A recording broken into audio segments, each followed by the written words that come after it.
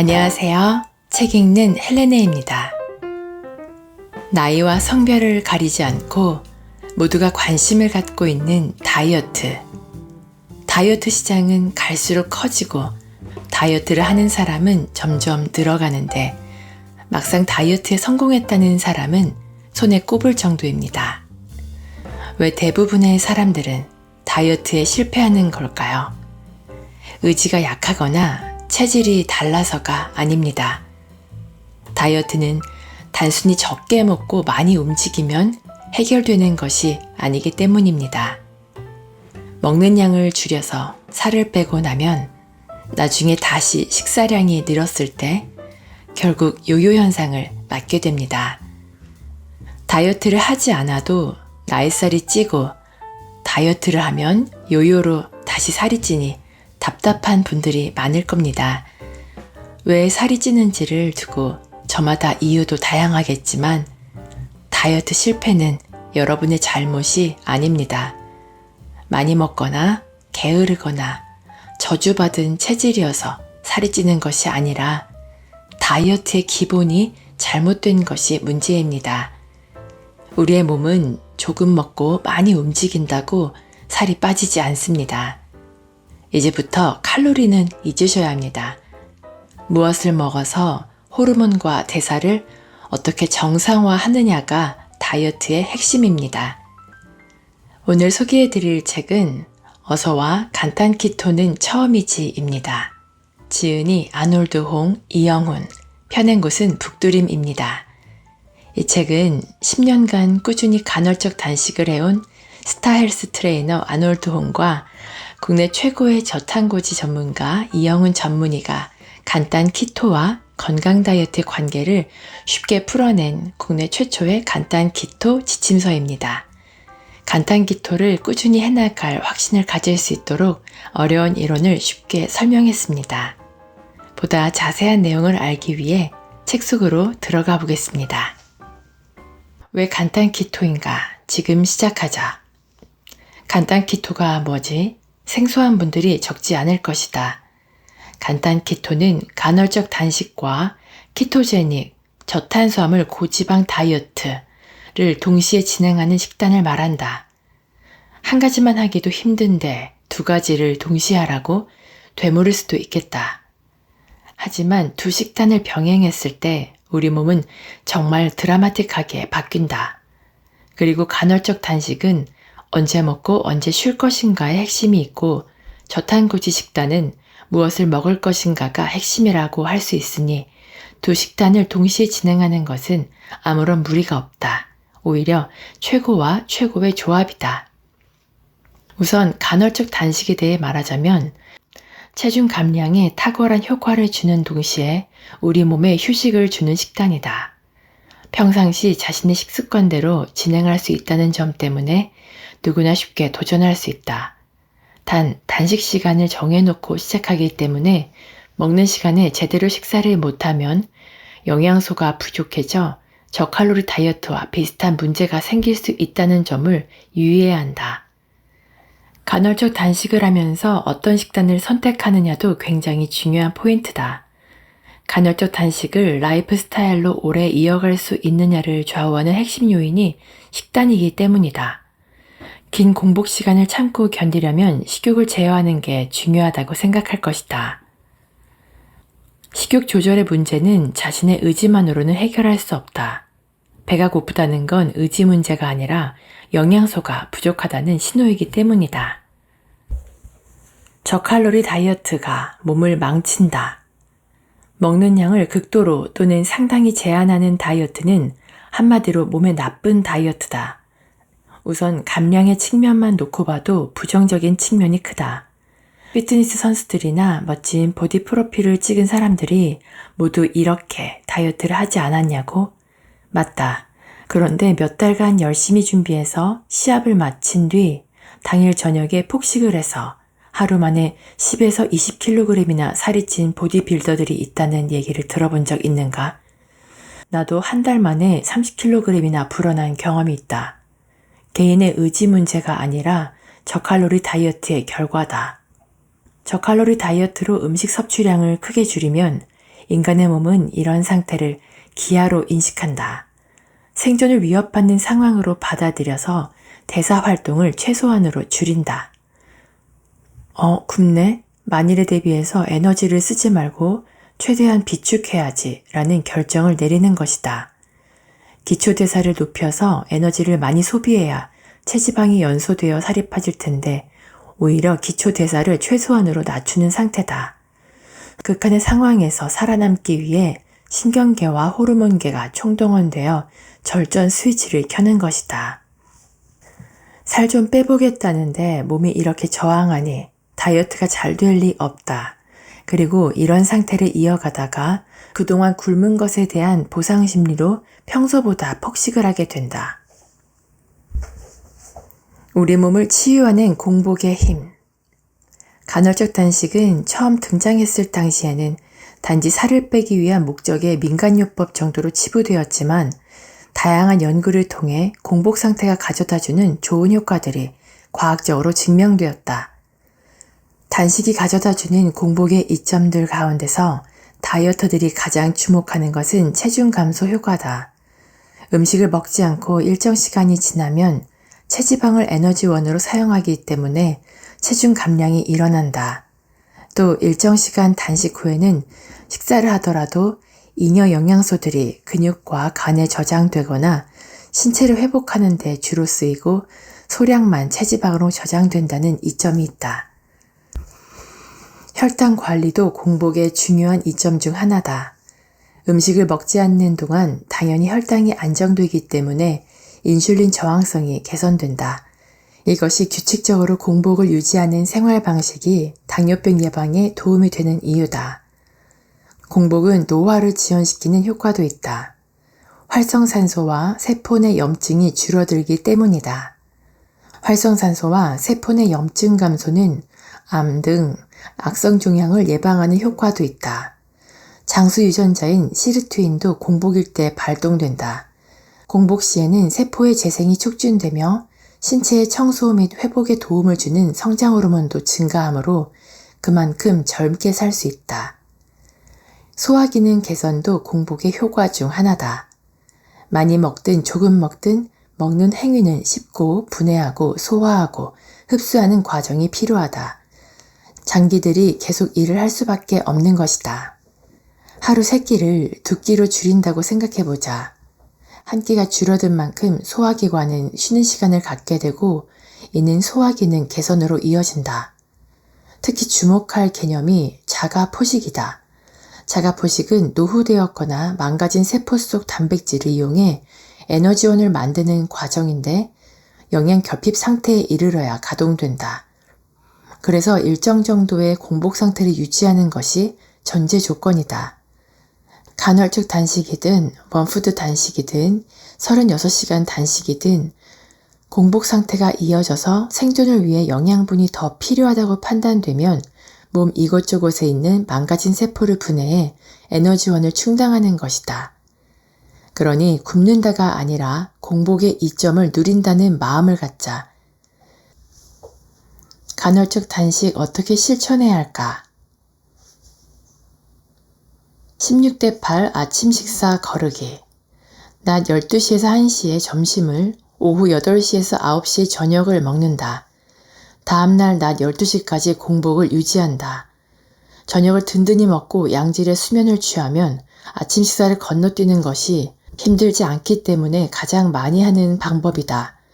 원래 아침을 먹지 않던 사람의 경우에는 시간만 잘 지키면 원래 식습관대로 하루 2끼를 먹는 셈이어서 단식을 한다는 느낌조차 들지 않으므로 여건이 허락되는 한 가장 성공률이 높은 단식 방법이라고 할 수 있다. 16대 8 저녁 식사 거르기. 오전 6시에서 8시에 아침을, 오후 2시에서 4시에 점심을 먹고 다음날 아침까지 공복을 유지한다. 늦은 점심을 든든히 먹으면 저녁을 건너뛰기가 어렵지 않다. 일찍 잠자리에 들어 충분한 수면을 취하고 다음날 일찍 일어나 즐겁게 아침 식사를 하면 된다. 끼니를 거른다는 부담감이 적다는 점 때문에 16대 8 단식을 가장 선호하지만 간헐적 단식 중 효과가 가장 높은 것은 24시간 단식, 즉 1일 1식이라고 한다. 단식으로 감소하는 인슐린 중 70%가 24시간 안에 감소되며 지방을 에너지원으로 쓰기 시작했다는 신호인 지방산도 단식 시작 후 18시간에서 24시간 사이에 가장 많이 늘기 때문이다. 살찌는 원리, 살 빠지는 원리. 인간의 몸은 체중을 적절한 수준으로 유지하고자 끊임없이 노력한다. 적정 체중일 때 최상의 컨디션을 유지할 수 있기 때문이다. 이처럼 체중을 유지하려는 자정 노력이 있는데도 왜 살이 찔까? 그 이유는 앞서 말했듯 바로 호르몬의 균형이 깨졌기 때문이다. 호르몬과 관련된 얘기는 조금 딱딱한 내용일 수 있지만 식생활 그리고 다이어트와 관련해 정확한 관점을 가지려면 반드시 이해하고 넘어가야 한다. 호르몬과 대사를 고려하지 않고 무턱대고 다이어트를 하면 비효율적일 뿐 아니라 여러 부작용을 동반할 수 있다는 사실을 잊지 말자. 최상의 컨디션은 에너지 대사를 관장하는 호르몬이 제대로 기능할 때 유지된다. 에너지 대사에 관여하는 호르몬은 많지만 가장 중요한 역할을 하는 호르몬은 그렐린, 렙틴, 인슐린이라 할 것이다. 그렐린은 허기를 느낄 때 위에서 분비된다. 배가 고프면 그렐린이 분비되면서 뇌에 신호를 보낸다. 에너지가 부족하니 식사를 하라고 알려주는 것이다. 식사 전에 그렐린 수치가 증가하여 식욕을 자극하고 식사 후 포만감이 생기면 그 수치가 감소한다. 그렐린 분비가 원활하지 못한다면 어떻게 될까? 에너지를 보충해야 할 때를 못 느끼니 영양 결핍 상태를 초래할 것이며 몸이 점점 약해질 것이다. 렙틴은 지방세포에서 분비되며 식욕을 억제하고 에너지를 소비하도록 이끄는 역할을 한다. 몸에 에너지가 충만한 상태가 되면 렙틴이 분비되면서 뇌에 신호를 보낸다. 더 먹지 않아도 돼 라고. 이것이 식욕을 스스로 억제하는 절차다. 렙틴이 없다면 끊임없이 허기를 느끼게 될 것이다. 또 체내 지방량이 증가할 때도 렙틴 분비가 늘어나 식사를 줄이고 에너지 소비를 촉진하도록 뇌에 신호를 보내는 역할을 한다. 렙틴의 이러한 역할 때문에 살 빠지는 호르몬이라는 별명도 생겼다. 인슐린은 췌장에서 분비되며 주로 혈당치를 조절하는 데 중요한 역할을 한다.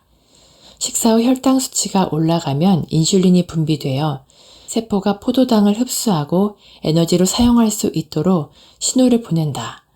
혈당 수치가 높을 때는 지방과 근육세포가 포도당을 저장하도록 명령하여 혈당 수치를 떨어뜨리고 반대의 경우에는 지방과 근육세포에 저장된 영양소를 분해해서 혈류로 보낸다. 이 세 가지 호르몬은 상호작용을 하며 대사를 관리한다. 렙틴과 인슐린 수치가 높으면 그렐린의 활성을 억제할 수 있다. 반대로 그렐린 수준이 높으면 렙틴과 인슐린 수치가 떨어진다. 이러한 호르몬들의 상호작용은 식사 시간, 에너지 균형, 체중 조절에 중요한 영향을 미치며 이들의 균형이 깨지면 살도 찌고 건강에도 문제가 생긴다. 가장 큰 문제는 탄수화물을 자주 많이 섭취해서 인슐린이 자주 많이 분비되다가 어느 시점부터 인슐린이 제 역할을 못하게 될 때 생긴다. 이전과 똑같은 양의 인슐린이 분비되더라도 기능이 떨어져서 포도당을 제대로 처리하지 못하는 것이다. 이 상태를 인슐린 저항성 상태라고 부른다. 인슐린의 기능이 떨어져 세포에 제때 공급되지 못한 포도당이 혈액속에 남아있으면 혈당치가 높아져 고혈당 상태에 빠져든다. 그래서 인슐린 저항성 상태가 지속되면 당뇨병이 발병한다. 또 인슐린 수치가 높으면 인슐린과 렙틴 사이의 균형이 무너진다. 혈중 인슐린 수치가 높으면 렙틴 호르몬이 뇌까지 전달되지 않는 렙틴 저항성이 생기는 것이 그 시작인데 식욕 억제 호르몬인 렙틴이 뇌에 신호를 보내지 않으니 포만감을 느끼지 못해서 식사량 조절이 힘들어진다. 혈당치를 높이는 음식, 탄수화물을 많이 먹으면 쉽게 살이 찌고 혈당치를 낮추는 식생활, 저탄고지를 하면 비만을 예방할 수 있다. 저탄고지 식단에 정답은 없다. 사람마다 몸의 조건, 생활의 조건이 다르기에 최상의 식단을 누군가 대신 정해줄 수 없다. 그래서 저탄고지 식단을 하는 가장 좋은 방법은 단 하나다. 직접 경험해 보면서 자신에게 맞는 영양 밸런스를 찾는 것이다. 체중 감량의 목적을 두고 저탄수화물식을 하는 경우에 탄수화물을 하루 몇 그램 이상 먹으면 안 된다고 엄격한 기준을 내세우기도 하는데 모든 사람에게 일률적으로 통용되지는 않는다. 사람마다 체질과 건강 상태가 달라서 탄수화물 섭취량을 크게 줄이면 당장에 대사가 잘 안 되는 사람도 있고 육류를 많이 먹는 것 자체가 힘든 사람도 있을 것이다. 모두에게 한두 가지 방법을 기계적으로 대입할 수 없는 노릇이다. 누군가 이렇게 했더니 효과가 좋더라 하는 방법을 조언으로 삼을 수는 있겠지만 무턱대고 따라하는 것은 좋지 않다. 예를 들어 누군가 하루에 고기 1kg씩을 먹고 한 달에 5kg을 뺐다고 해서 고기를 먹는 식습관이 전혀 없던 사람이 그대로 따라한다면 어떻게 되겠는가? 당연히 소화도 잘 안 되고 몸에 무리가 가지 않을까? 저탄고지 다이어트를 설명하는 문구 중에 삼겹살만 먹고도 살이 빠진다는 게 있는데 모두에게 적용되는 것은 아니다. 당장은 육류를 많이 먹는 게 부담스럽거나 소화시키기 어려운 사람도 있을 텐데 이런 사람들이 억지로 포화지방 섭취를 늘리면 오히려 부담감이 커져서 실패할 확률이 높아진다. 이런 경우에는 고기와 채소를 적절히 섞어 먹거나 채소를 조리할 때 좋은 지방을 넉넉히 넣어서 조리해 먹는 것이 하나의 방법이 될 수 있다. 저탄고지 식단에서 모두에게 통용되는 단 한 가지 절대 원칙은 탄수화물을 줄이는 것뿐이다. 다시 한번 강조하지만 좋은 포화지방을 넉넉히 먹더라도 탄수화물 섭취를 일정량 이하로 줄이지 않으면 우리 몸은 포도당 대사를 계속하게 된다. 몸속에 어느 정도 포도당이 있으니 체지방을 연료로 쓰는 일은 일어날 수 없는 것이다. 그래서 고탄고지가 가장 나쁘다. 어떤 지방을 먹어야 할까? 지방 섭취를 늘리는 것이 좋다고 말하면 100이면 100, 동물성 지방 말고 식물성 지방은 어떠냐고 묻는다. 동물성 지방 대신 식물성 지방을 먹어야 건강해진다는 것이 상식처럼 여겨졌으니 어찌 보면 당연한 질문이었고 나 역시도 한때는 그 사실을 철석같이 믿었었다. 그런데 동물성 지방, 즉 포화지방이 심장 및 심혈관 질환을 일으킨다는 주장은 근거가 없다고 판명났으며 지방은 칼로리가 높아 비만을 유발한다는 주장 역시 사실이 아니라는 것은 여러 논문을 통해 증명되었다. 그렇다면 더 이상 포화지방을 두려워할 필요는 없어 보인다. 물론 지병이 있을 경우는 또 다른 문제일 수 있지만 일반적인 사람들까지 포화지방 섭취를 꺼릴 이유는 없을 것이다. 그러니 이제부터 포화지방에 대한 오해를 버리고 양질의 동물성 식품에서 섭취할 수 있는 포화지방과 오메가6 비중이 낮은 식물성 단일 불포화지방을 함께 섭취하면 좋겠다. 신장 기능 등의 문제로 육류를 소화하기 어려운 사람은 코코넛류, 아보카도유, 올리브유 같은 식물성 지방을 잘 활용하면 채식 위주 식단을 하면서도 좋은 지방을 넉넉히 섭취할 수 있다. 무엇을 먹고 무엇을 피해야 할까? 권장하는 식품, 쇠고기, 돼지고기, 닭고기, 달걀을 먹는다. 땅속에서 수확하는 채소보다 잎채소를 먹는다. 아보카도유, 올리브유, 코코넛유를 먹는다. 생선, 해산물을 먹는다. 곡류 및 전분성 채소는 조금만 먹는다. 피해야 하는 식품, 사탕, 과일 주스 등 단 것은 먹지 않는다. 밥, 빵, 면 같은 탄수화물 식품의 섭취를 줄인다. 가공식품과 인스턴트 식품은 피한다. 대두유, 옥수수유, 포도씨유 등 오메가6 함량이 높은 식물성 기름은 먹지 않는다. 마가린 같은 트랜스 지방은 먹지 않는다. 저탄고지 다이어트 초반에 주의할 점. 키토플루는 탄수화물 대사에서 지방 대사로 바뀌면서 찾아오는 일종의 적응 과정으로 감기와 증상이 비슷하다. 저지방 식단으로 다이어트를 반복했거나 탄수화물을 많이 먹던 사람에게는 더 심하게 나타나기도 한다. 키토플루는 신체의 수분 균형, pH 균형, 근육 기능 등 많은 중요한 생리적 과정을 조절하는데 중요한 역할을 하는 전해질을 보충하면 대개 증상이 호전된다. 가장 쉬운 방법이 물을 충분히 마시고 소금을 보충하는 것인데 이것만 지켜줘도 키토플루를 예방하거나 증상이 나타나는 기간을 줄일 수 있다. 이때는 운동을 삼가고 충분한 수면을 취하는 것이 도움이 되며 마그네슘, 칼륨 등을 추가로 섭취하면 좋다. 키토레시란 저탄고지 식단 초기에 겪을 수 있는 일시적 현상으로 발진, 가려움증 등의 증상이 나타난다. 이는 늘어난 지방 섭취로 몸속에 쌓여있던 지용성 물질이 녹아 혈액으로 유입되면서 생기는 현상이다. 빠른 진정을 위해서 탄수화물을 조금 섭취하기도 한다.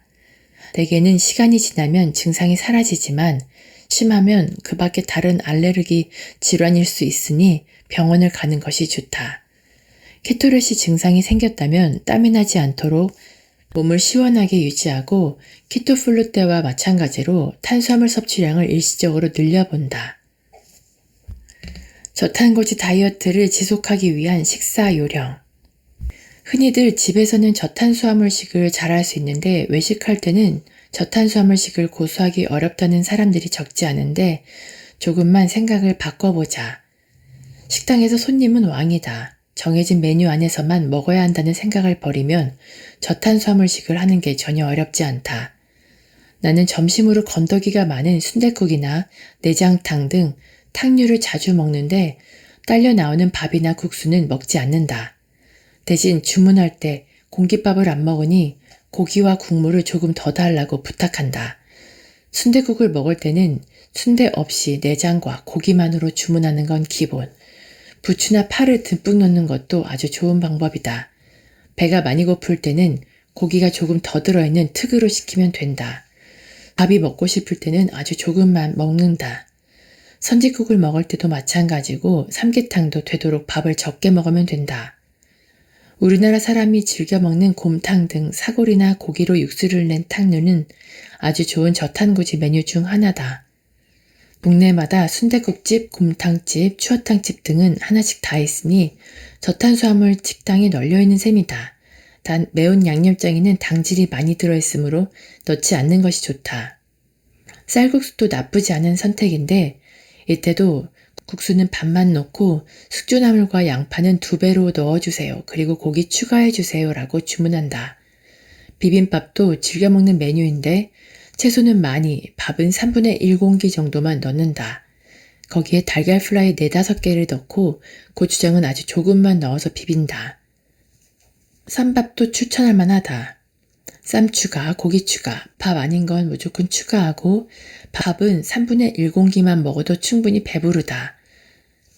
입이 궁금해서 미칠 지경이라면 탄수화물이 아닌 간식을 골라 먹자.